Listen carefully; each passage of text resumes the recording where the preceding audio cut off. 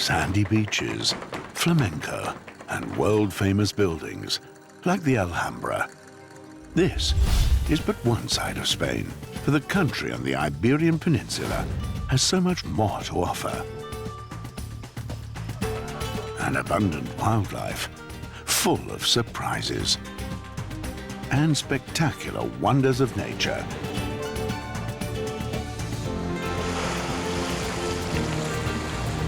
From the depths of the ocean to deep into the interior. Hardly anywhere else in Europe has such a diversity of species.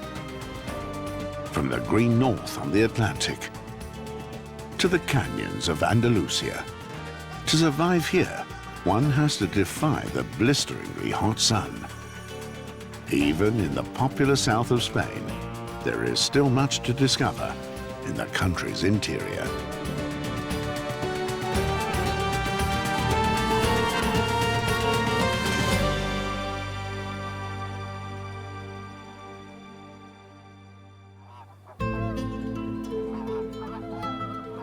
Andalusia, the southernmost province of the Spanish mainland. 30,000 greater flamingos have gathered at the lagoon of Fuente de Piedra.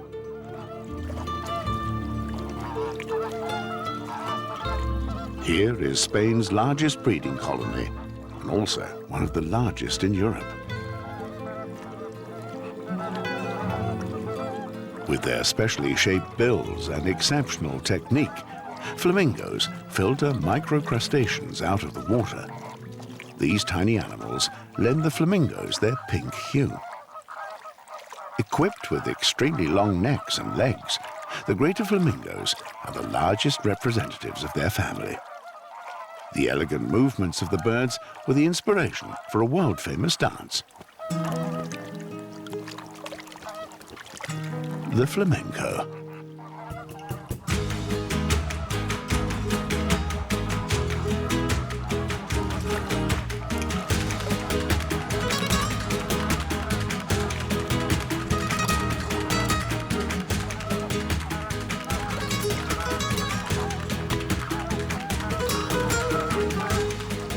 Even their name was passed on. Flamenco is the Spanish word for flamingo.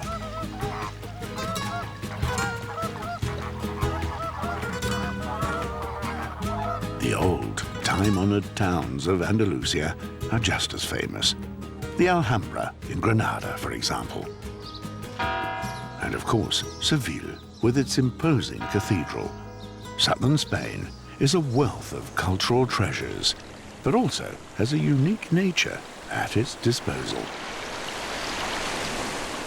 Off the beaten track and far from the overcrowded beaches, there are unspoilt landscapes like the Cabo de Gata, Andalusia's biggest nature reserve on the Mediterranean.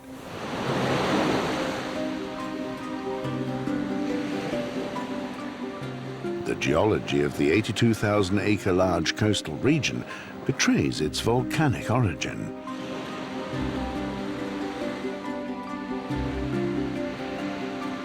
The vegetation is sparse, but it's sufficient for the goats.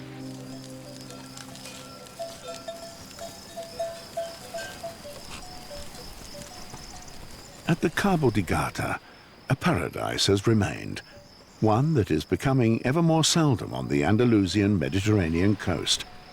Here, nature dominates, not only at first sight, but on second sight too. Hardly anyone gets to see a European chameleon face to face.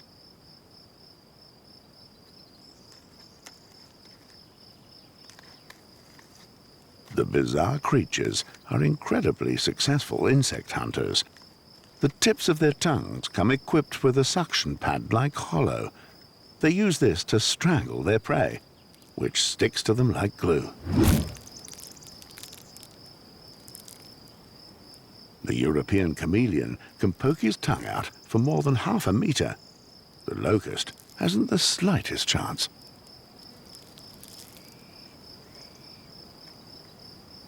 Chameleons have excellent eyesight and can move their eyes independently from one another. This enables them to determine the distance of their prey exactly.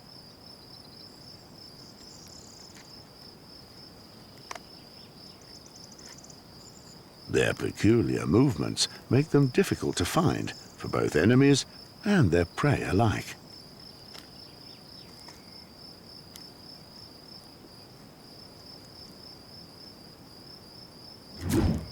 The beetle disappears into his mouth within a fraction of a second. The hunting success doesn't remain unobserved. The chameleon is concerned. His body language shows.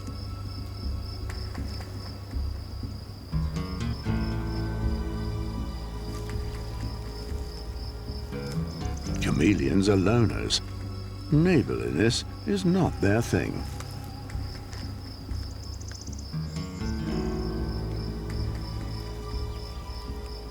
The speckled animal has his territory here. The coloration signalizes stress. Resolved, it marches straight at the intruder. When territories overlap, it can lead to border conflicts.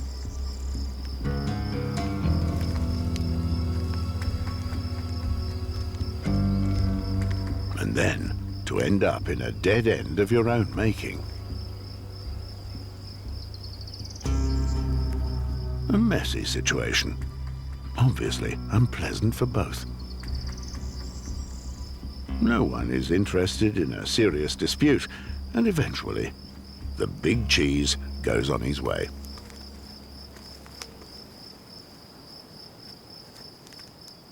There's room enough for everyone, after all. And prey, too.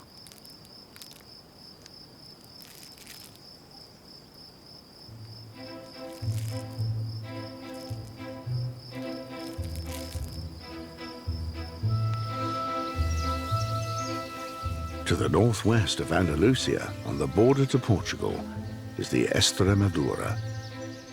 The province, with its more than 41,000 square kilometers, is roughly the same size as Switzerland, yet is one of the most sparsely populated regions in Europe. This is something the hoopoe really appreciates. In many other countries, he has become rare, but in the Extremadura, one can hear his distinctive call everywhere.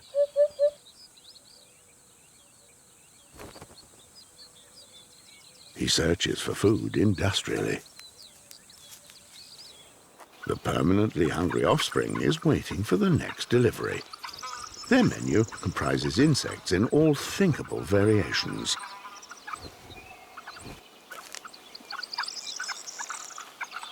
A big fat mouthful, but by no means enough.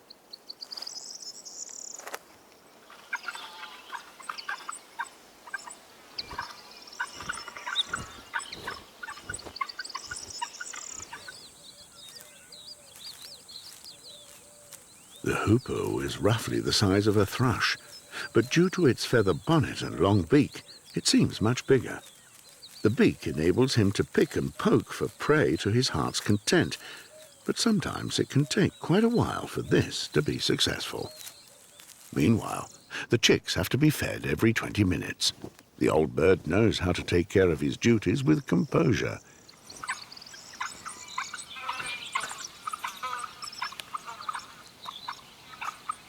The young have developed well and will soon leave the nest.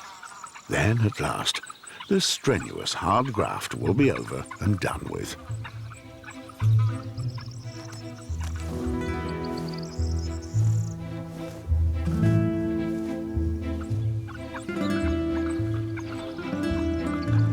What at first sight looks like a plantation are in actual fact several home oak forests, otherwise known as Dehesa. They are characteristic of the Extremadura. In the spring, the storks begin to take possession of their nests. There is often the odd quarrel, but for the most part, everything is quite harmonious, as the joint clattering proves.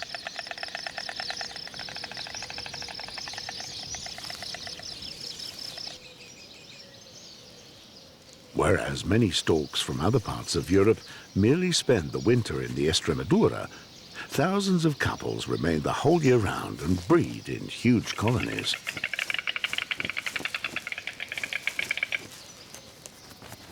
Storks lead a serial monogamous marriage. This means that the partners come together to brood together annually. This increases the chance of bringing up their offspring successfully.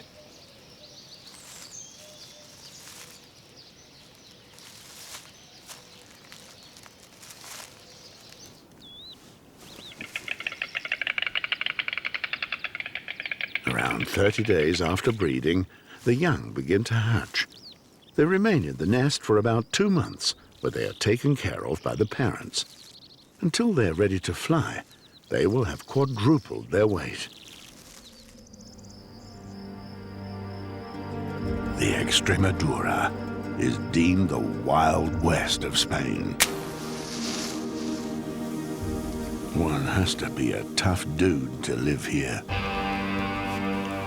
Frugality and composure are the most important qualities in this region.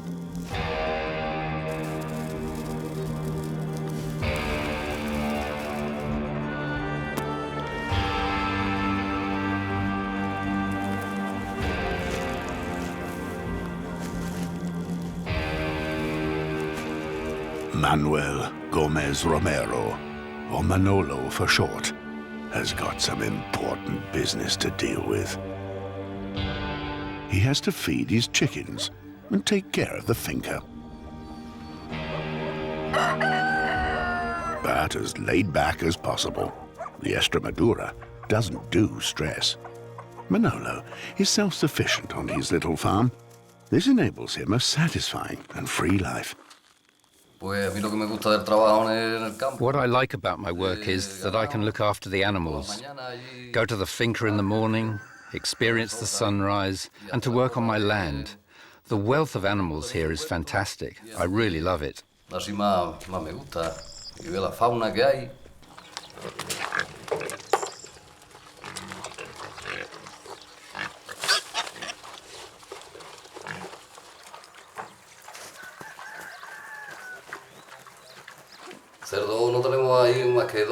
I have 2 sows and several piglets for private use. I don't need more pigs than that.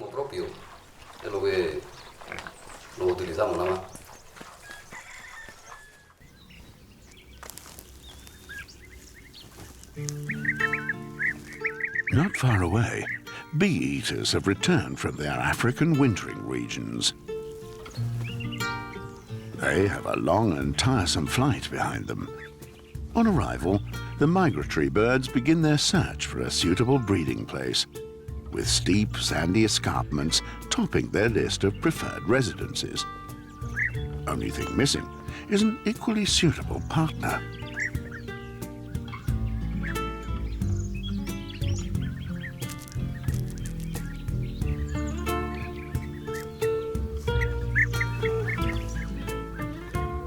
There's more than enough to eat, including all kinds of insects that bee-eaters catch in flight. The hard chitin shell is inedible and is quickly spat out. The birds search for new partners every year, and every year the males have to convince the females that they are the right choice. It has to work this time. The most promising bridal gift amongst bee-eaters is, of course, a bee. But first of all, the poison sting is removed.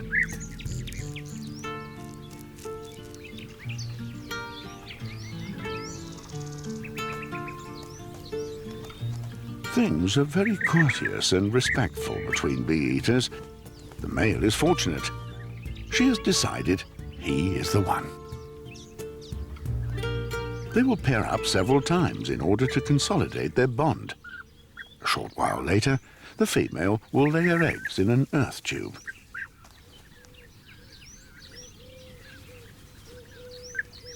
The seemingly tropical birds breed in almost the entire South European region. When their offspring have fledged, they return to Africa again via the Mediterranean.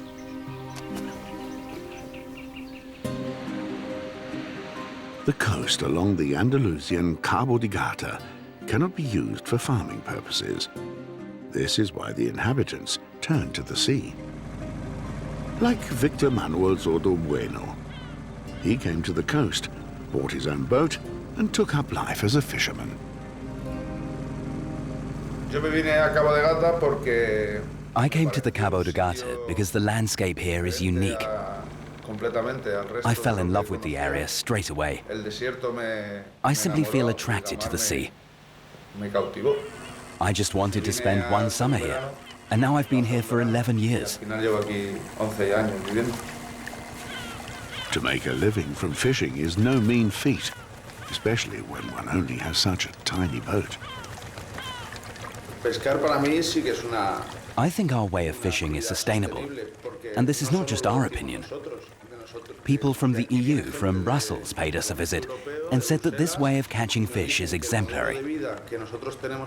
So different from industrial fishery, which has nothing at all to do with sustainability. But in the end, it's like it is in the sea. The big fish eat the little ones.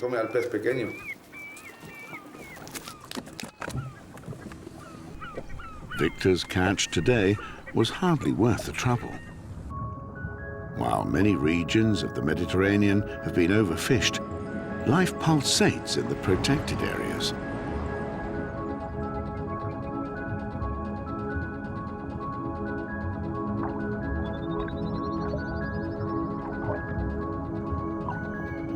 Barracudas, the wolves of the ocean. The predatory fish hunt in all depths of water. Every smaller species of fish keeps well out of their way. Nowadays, there are more than 20 marine protective zones in the Spanish regions of the Mediterranean that comprise some 8,000 square kilometers. The wealth of colors and shapes is formidable.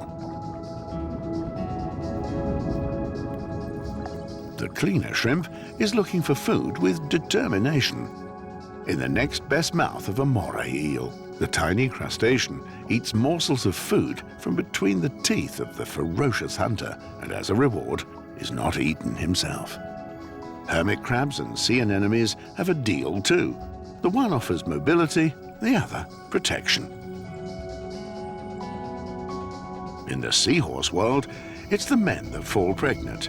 They carry and fertilize the eggs that the female previously deposited in the male's brood pouch.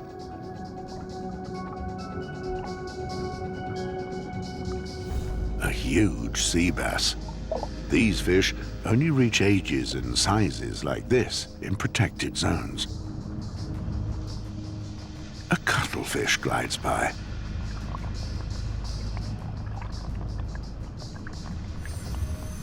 Everything under control. The octopus has exceptionally good sight. When danger lurks, he retreats into a crevice.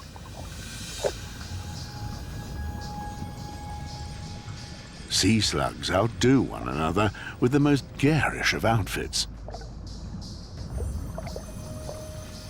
This fellow here is also a slug named sea hare.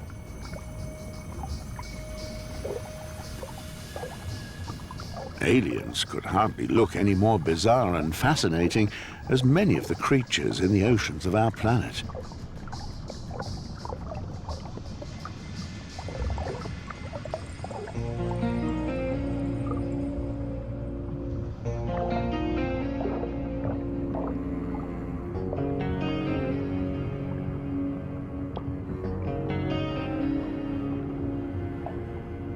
While the elegant blue shark draws its course, Victor returns to the harbor.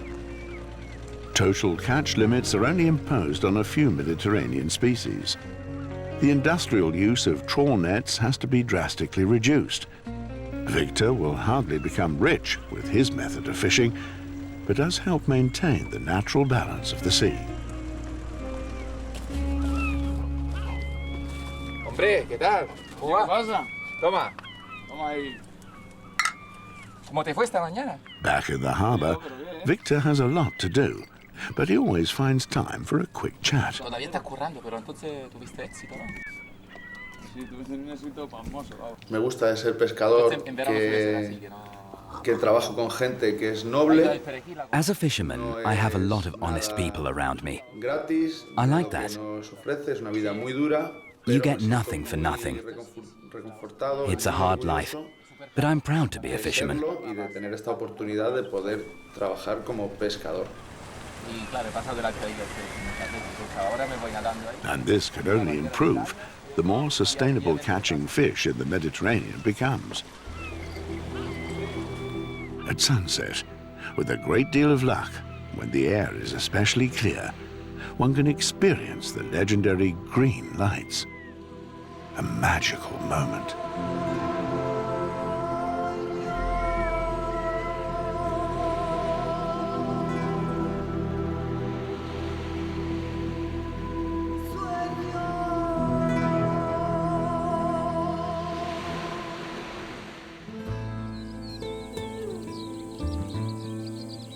Away from the coast, southern Spain reveals its typical face.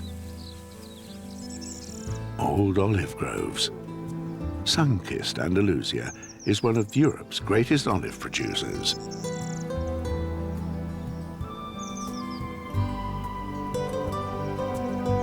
To protect them from the heat, the houses have all been whitewashed.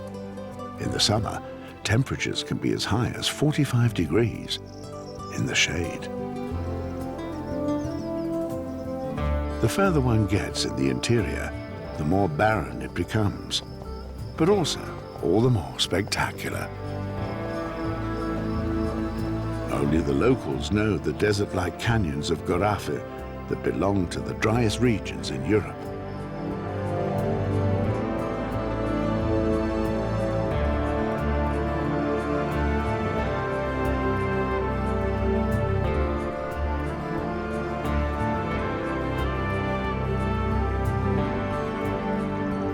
Although the snow-capped peaks of the Sierra Nevada are within view, the landscape tells the true story. This place is a real furnace. Here, death is permanently on the lookout.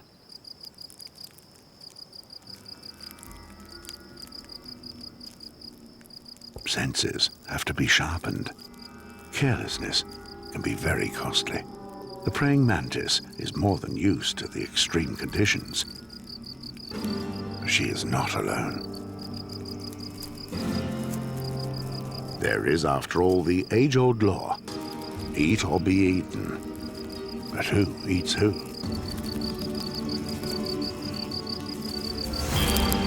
Okay, the question has been answered.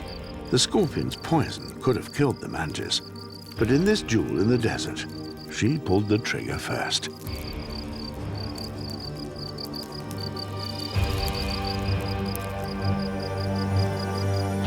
When the sun goes down, the temperatures sink slightly, but one can hardly speak of it being cool, even at night.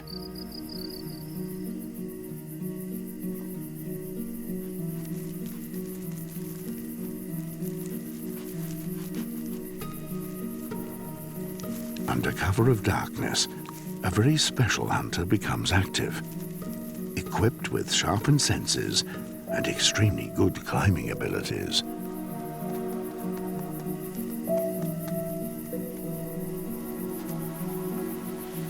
To be able to navigate so skillfully through the branches of the trees, she needs excellent eyesight and pronounced tactile perception.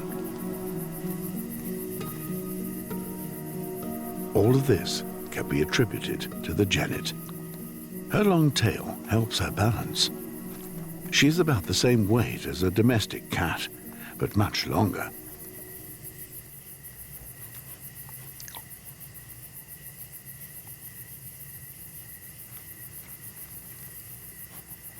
The genet originally comes from North Africa.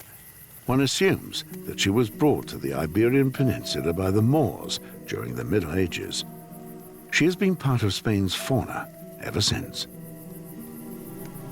A very successful part, too.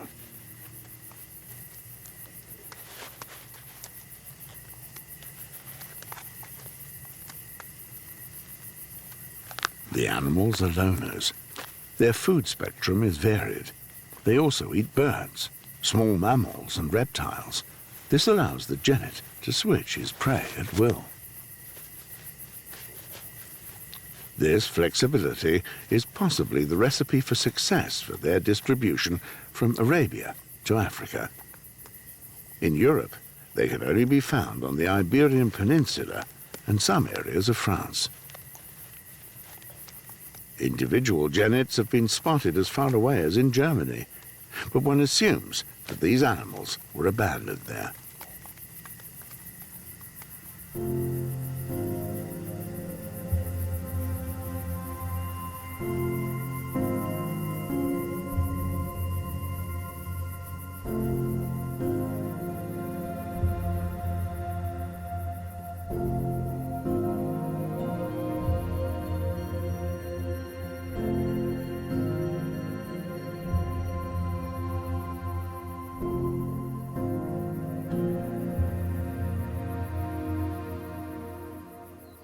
Before midsummer arrives in the Extremadura, she presents herself in all her color and glory.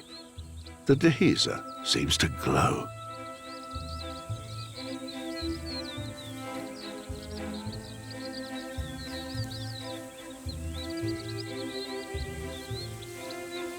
Dense areas of lavender and poppies cover the landscape.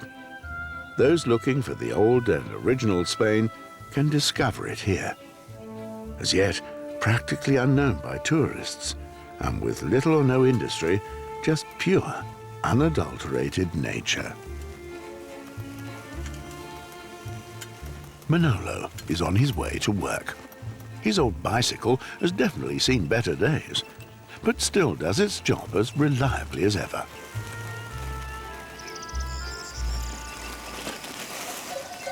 Every few days, he goes to see how his sheep have been keeping.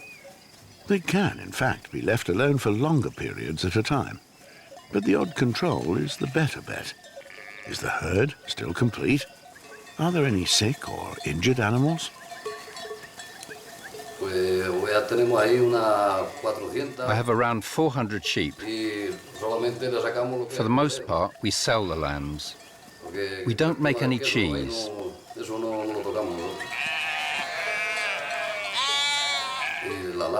But when I shear the sheep, then I do sell their wool.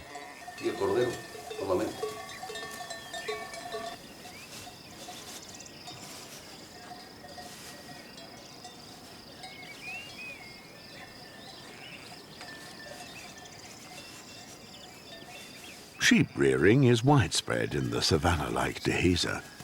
Fortunately, the Extremadura is big enough so that there is also plenty of room for the wild inhabitants.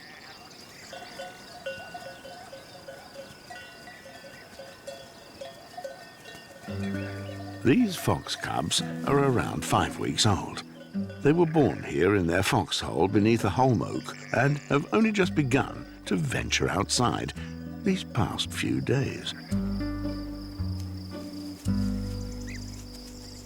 Apprehensive and curious at the same time, they begin to explore their immediate environment.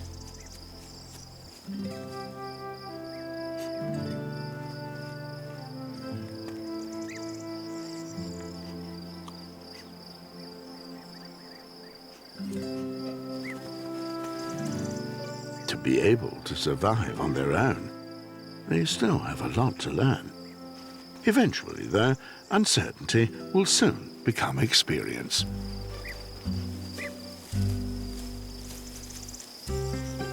Their mother often goes hunting. Thank heavens for siblings.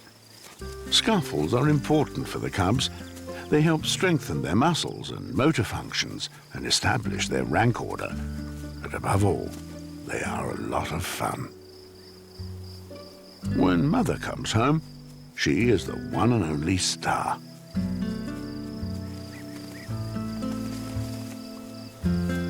The cubs cannot yet consume solid foods and are therefore suckled by the vixen for another 2 or 3 weeks.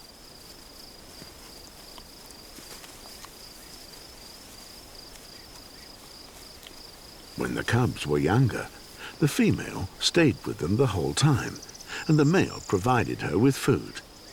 He has now moved on, leaving the mother to fend for herself and her offspring, until the little ones are able to look after themselves independently and search for their own territory.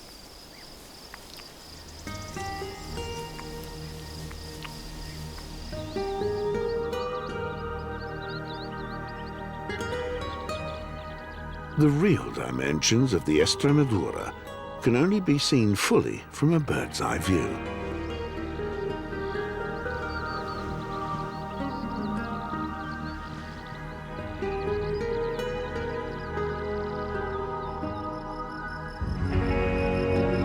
Griffon vultures fly effortlessly through the air.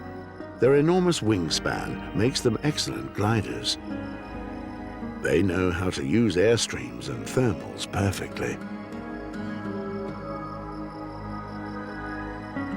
Spain is the vulture country in Europe. Nowhere else do so many species breed, and nowhere else are there as many as there are here. Vulture protection in Spain plays an exemplary role for other countries. The blistering sun could be dangerous for the youngsters, but fortunately, the huge wings also double very nicely as solar sails. At feeding time, the old bird regurgitates food out of its goiter. Vultures exist almost exclusively on carrion. They do not attack living animals. Griffon vultures breed on steep cliffs. There they erect their nests made of a few loose branches on rock ledges. Not until the young birds reach the age of around 4.5 months will they attempt to leave for the first time. With such widespread sheep and goat breeding in Spain, it's hardly surprising that the odd animal dies every so often. This doesn't go unnoticed for long. Black kites are among the first to reach the carcass.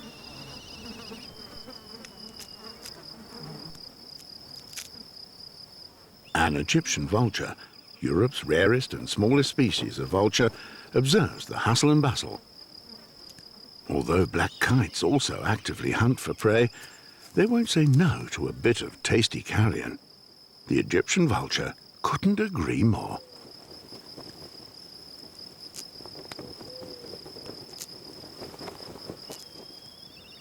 The offspring of the griffon vultures is still begging for food, and he is not the only one.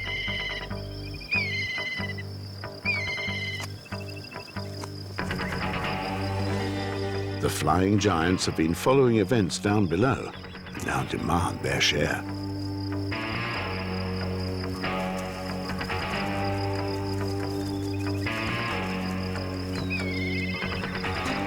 Panic breaks out. The situation escalates. More and more vultures begin to circle over the scene. They are planning a hostile takeover.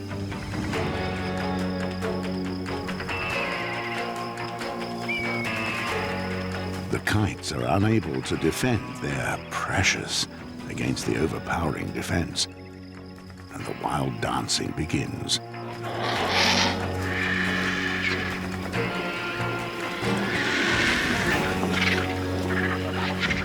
They can only watch in despair.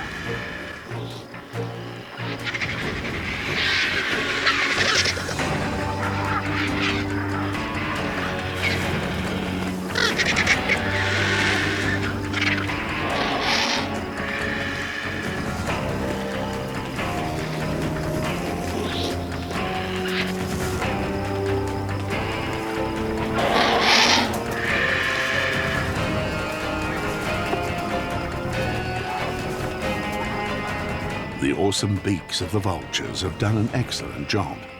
Within the shortest space of time, there is hardly anything left of the carcass.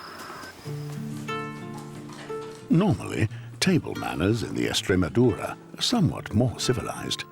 Manolo is preparing the food for his family, including finest Iberian ham from his own production.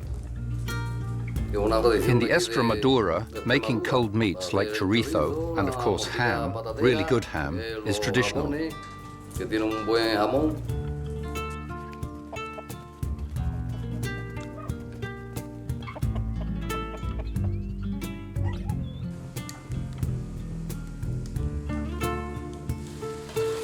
Manolo prepares migas de pan over an open fire, a dish consisting of bread and vegetables. Typical country fare. His oldest son is busy repairing the tractor. The hydraulics have been causing problems. Here in the country, one takes care of things like this alone.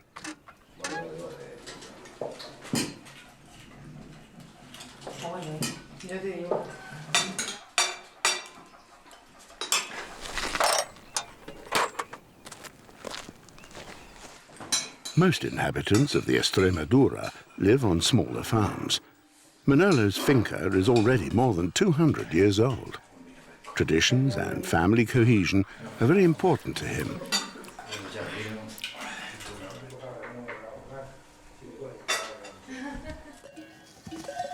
Well fed and satisfied, it's back to the Dehesa.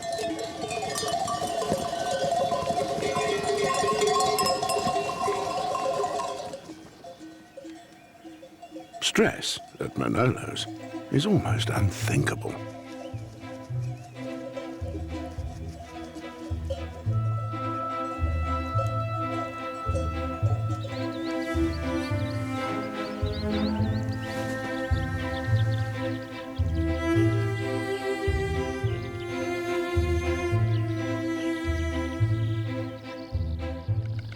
Los Barracudas is an El Dorado for bird lovers. Storks have also discovered its qualities as a breeding place.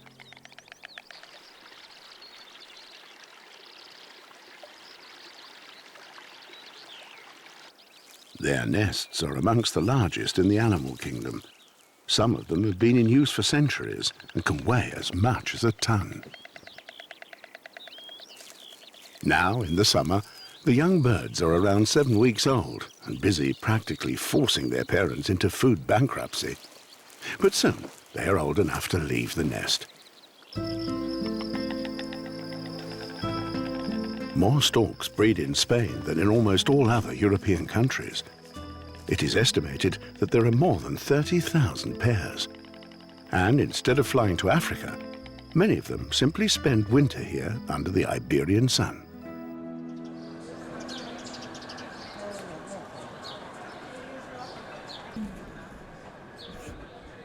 Not only humans feel attracted to the villages and towns of Andalusia, the lesser kestrel is also a fan. They breed here in small colonies on old buildings.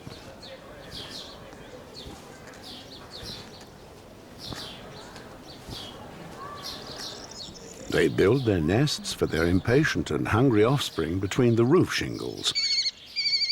Locusts are big favorites with the kids. Quarrels can hardly be prevented in such cramped living conditions.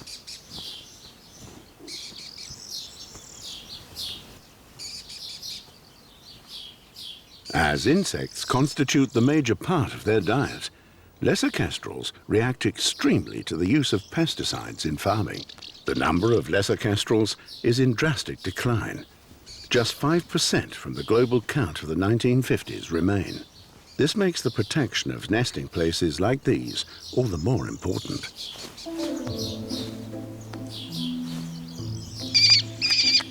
Timing is of the essence for lesser kestrels. They start with their brood exactly when the most food is readily available for their offspring.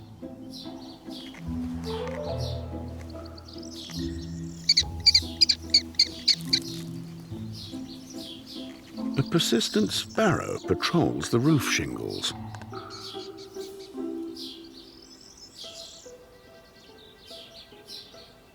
By now, the kestrels must have become used to him, but most feel uneasy in the vicinity of the passerine bird.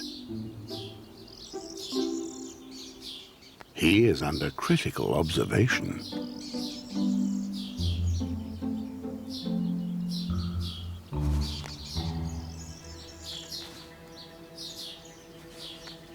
The sparrow is a pure granivore. So what is he looking for? Some feathers to upholster a nest, possibly? Hard to say. Whatever it is, he's causing a big stir.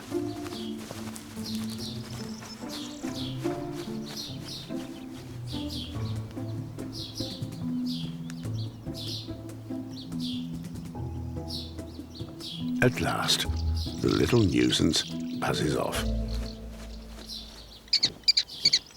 A big, fat, juicy locust is just the job when it comes to calming nerves. And not just one. There are many more of those that have to be caught. Spain's rich fauna is outstanding in Europe, and that is because nature protection has become extremely popular in the past few decades. People have realized that nature is one of the country's most important resources.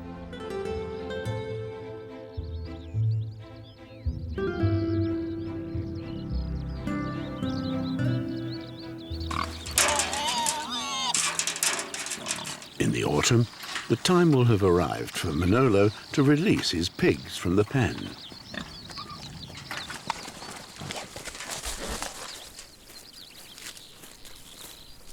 In the coming weeks, they will spend a lot of time in the Dehesa because the home oaks are then full of acorns, and pigs love nothing better. Manolo then gladly offers a helping hand. Ample acorns and plenty of movement in the fresh air. This is how the ham of the Iberian pigs develops its very special aroma. The jamón ibérico is a prize-winning delicacy. And of course, one that always graces Manolo's table.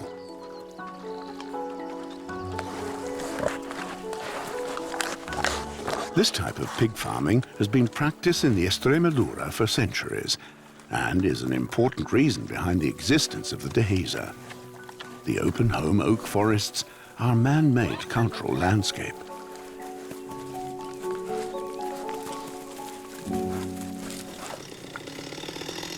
The trees have to be cut back regularly to ensure a rich acorn harvest. This requires a lot of experience.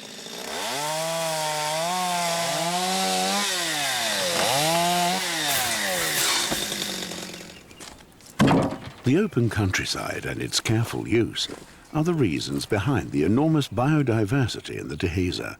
As a pleasant side effect, they also secure Manolo's firewood requirements. The fact is, cooking and heating with oak wood is widespread in the more rural regions of the Extremadura.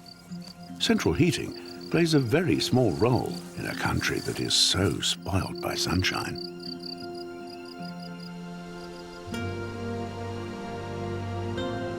In the Sierra Nevada, the highest mountain range on the Spanish mainland, autumn is well underway.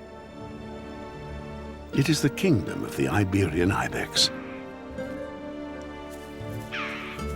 They are now tucking into the very last grasses and herbs of the year.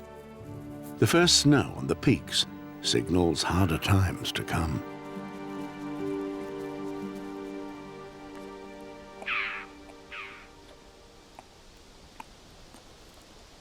The mighty horns of the bucks are very impressive. They also come in handy for a good old-fashioned scratch.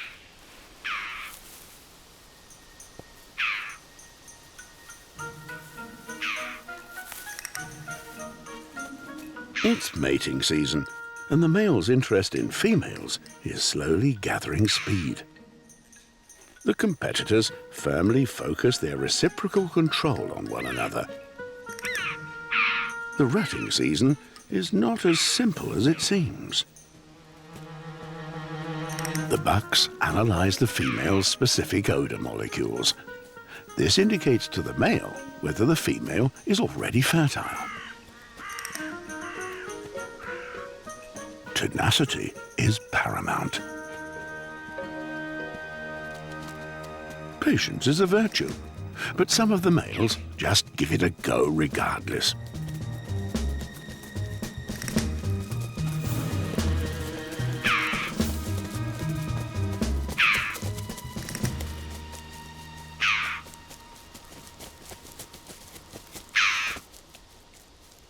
With rotten results.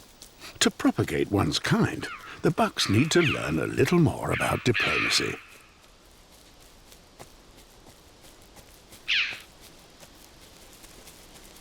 The rutting season is still in full swing, but the animals sense that change is in the air.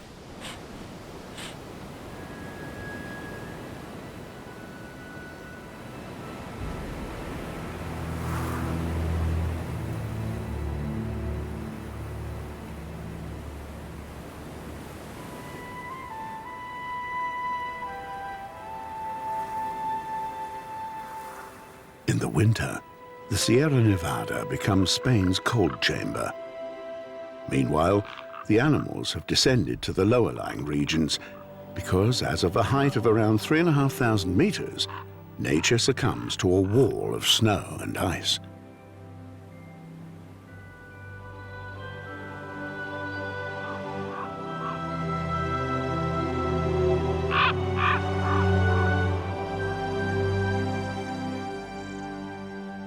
But in Andalusia, winter is but a short intermezzo.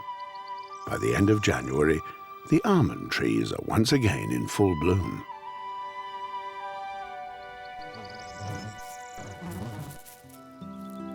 The first insects begin to stir, and on high, above the white villages of the Sierra Nevada, snow begins to melt on the mountain peaks.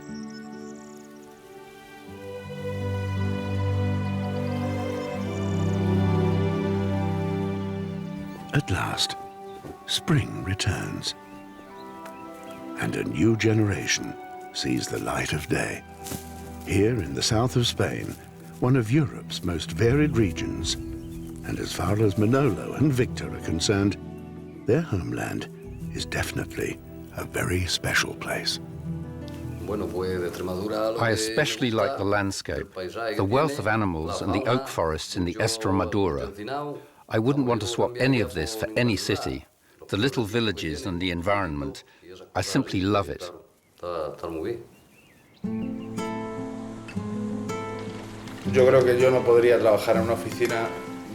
I could never work in an office. I love being outside in the fresh air. I would feel like a bird in a cage.